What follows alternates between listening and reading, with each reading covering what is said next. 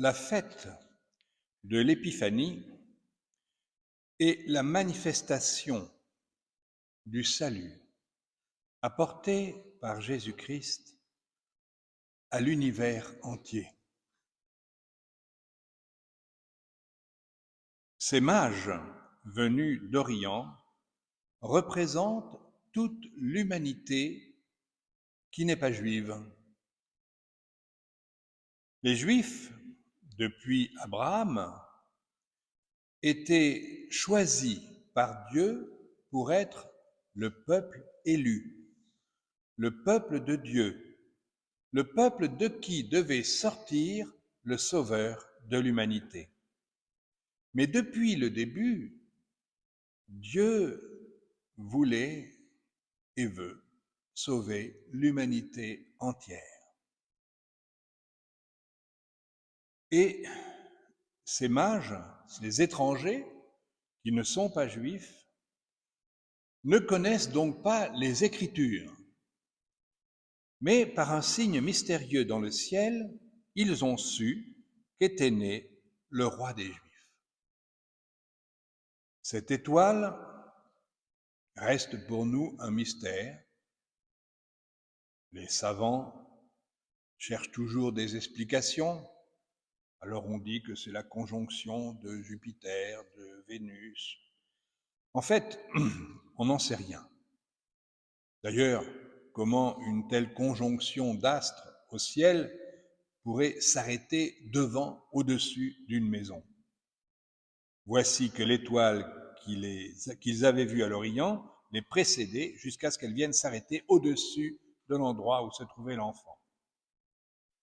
Je préfère croire que cette étoile, c'est un ange lumineux, un ange de lumière qui guide les mages vers le Sauveur des hommes. Cette étoile aussi, c'est Marie, tout simplement. Marie, qui est l'étoile dans le ciel, au milieu de milliards d'étoiles, comme Marie, qui est la plus sainte au milieu de tous les saints de Dieu. Et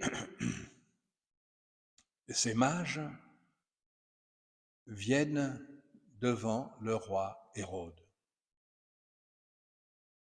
Voilà que l'humanité se sépare tout de suite en Dieu. La prophétie du vieillard Siméon se réalise. Cet enfant sera un signe de contradiction, une pierre d'achoppement.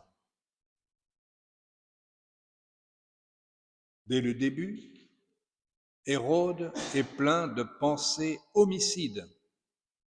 Allez vous renseigner avec précision sur l'enfant, et quand vous le retrouvez, venez me l'annoncer pour que j'aille moi aussi me prosterner devant lui.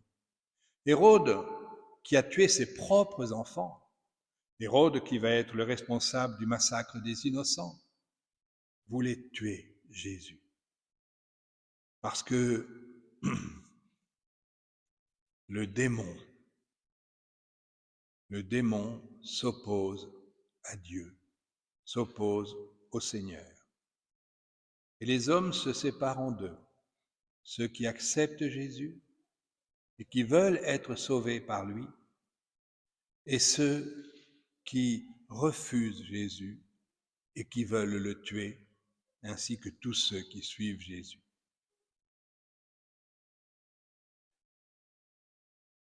Cependant,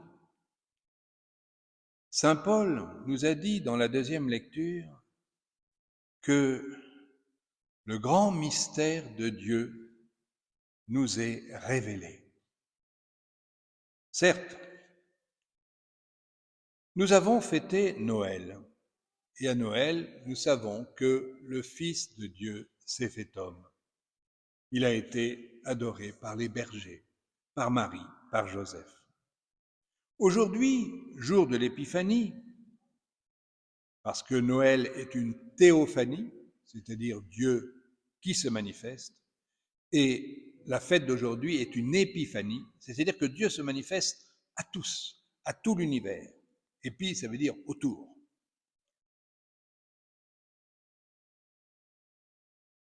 Déjà, le prophète Isaïe avait dit « Un grand nombre de chameaux t'envahiront, tous les gens de Saba viendront apportant l'or et l'encens. » Ils étaient 3 mages.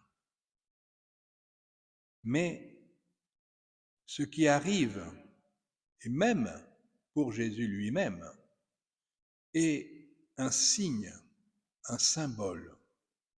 Parce que tous les faits, même historiques, qui regardent Jésus, ont un sens mystique qui regarde toute l'Église.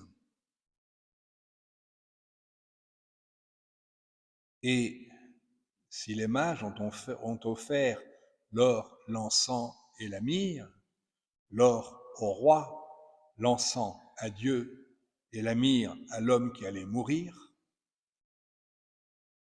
Dieu veut que ce soit nous qui offrions ces dons.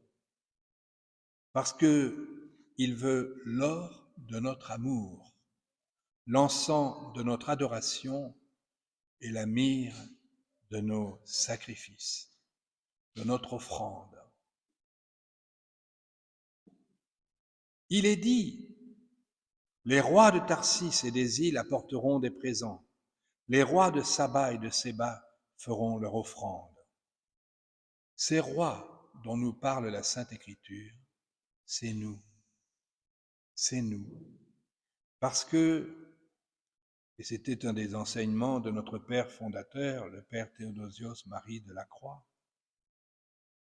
Dieu nous fait participer à sa régalité. Un roi doit être quelqu'un de noble. Un roi doit être quelqu'un d'exemplaire. Et c'est bien cela que Jésus attend de ses disciples. Aucune vulgarité, aucune médiocrité, aucune petitesse, aucune mesquinité. La preuve que quelqu'un est roi, que quelqu'un est noble, c'est sa magnanimité, c'est sa grandeur, c'est sa délicatesse, c'est son respect, c'est l'estime qu'il a pour ses sujets. Et bien sûr, nous n'avons pas cet exemple avec ceux qui nous gouvernent, mais nous l'avons avec le Seigneur Jésus. Les mages sont appelés rois, parce que nous sommes tous rois si nous suivons Jésus. Nous sommes tous rois si nous aimons Jésus. Et nous sommes tous rois si nous nous aimons les uns les autres comme Jésus. Le roi est préoccupé de ses sujets. Le roi veille comme un père. Et le seul roi, c'est Dieu. Il est roi de l'univers. Mais il nous appelle à partager sa royauté. C'est pourquoi saint Paul nous dit, vous avez appris, je pense, en quoi consiste la grâce de Dieu, que Dieu m'a donnée pour vous. C'est que toutes les nations sont associées au même héritage, au même corps, au partage de la même promesse dans le Christ Jésus. Voilà, nous sommes... La fête de l'Épiphanie, c'est notre fête. C'est la fête de l'univers entier qui adore son Sauveur, qui reconnaît son Roi, qui le suit jusqu'au ciel. Ces paroles que je vous dis aujourd'hui, on ne les comprendra vraiment qu'au ciel. Moi-même d'ailleurs, je ne les comprendrai qu'au ciel. Quand nous verrons à quelle gloire nous sommes appelés, à quel bonheur nous devons partager, quelle vie et quelle sainteté sera la nôtre. Et c'est pourquoi, maintenant, je vais, comme les mages, offrir l'encens à Jésus, notre Roi, notre Sauveur, notre Dieu.